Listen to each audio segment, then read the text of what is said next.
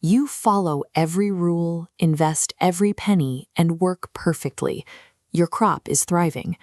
Then a sudden storm wipes it all out in minutes. This is the reality for Ramdan, a farmer in the village of Darapur. He took out a massive loan from the local moneylender for this harvest. It was a calculated risk, a hopeful investment to finally buy his children's school books and new clothes. This balance sheet reveals his ruin. The storm causes his physical assets to drop to zero overnight, but his liabilities remain fixed.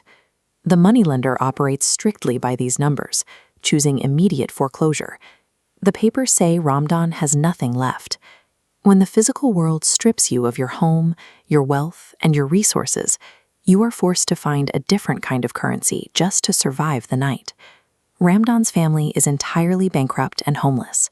With no other options, they gather what they have and walk toward a dark, silent forest. The weight of this moment, when children are hungry, the pressure to abandon your values, makes theft the easiest path. Stripped of his land and safety, his next move reveals his internal ledger. With no witnesses or laws in the deep woods, his choices are all he owns. Ramdan chooses to work. He spends his days swinging an axe in the forest, trading hours of physical exhaustion for a tiny payout in the market, barely enough for a few potatoes and onions. While the white line representing his physical wealth stays flat at the bottom, his choice to favor honest labor over easy theft creates a different kind of growth. This gold line, his moral equity, compounds with every strike of the axe. Even in a ruined hut, his family shifts their focus.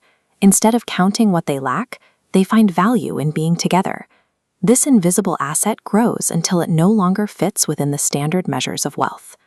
Ramdan eventually reaches his limit. Attempting to secure a slightly larger harvest of wood to buy a small treat for his daughter, he pushes deep into the uncharted forest and loses his path entirely. He is lost and exhausted, but his long-term dedication to this invisible ledger creates a sudden collision with forces that exist far outside the village economy. Seeking shelter from the rain, Ramdan stumbles into a glowing cave and finds a village cast entirely in ethereal gold. He is taken to an elderly king who assesses every soul that finds its way into his domain. He listens to Ramdan's story with a precision that goes beyond simple pity. Ramdan tells the truth.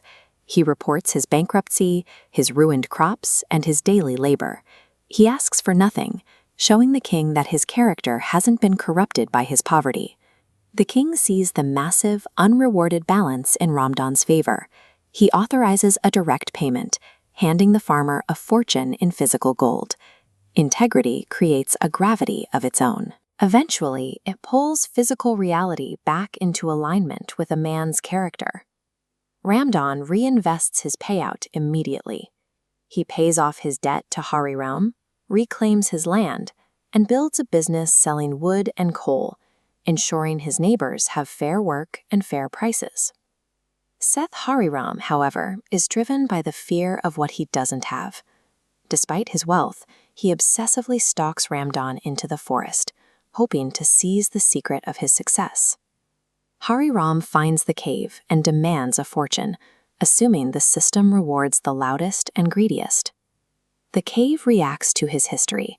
It detects a massive moral deficit built on the land he stole from others. The gold vanishes, and Hariram is pulled into total tokeness. A life built on exploiting others is a bubble. When faced with the absolute truth of its own value, it collapses instantly. Years later, Ramdan is a successful merchant. Yet, he still lives with the same simplicity he had in the forest, continuing to work alongside those he employs. A royal messenger suddenly appears at his door in the middle of the night. Ramdan is summoned back to the Golden Palace for a final meeting with the king. Surviving a crisis of character often serves as the prerequisite for a much larger responsibility. The king reveals that the chest of gold from years ago served a specific purpose. He needed to see if Ramdan would stay himself once the hunger and the fear of poverty vanished. The king is dying without an heir. He chooses Ramdan because he is a man who handled crushing debt without losing his values, and sudden wealth without losing his perspective. Ramdan accepts the crown. He tells his family that they will live as servants to the people of the kingdom, not as their masters.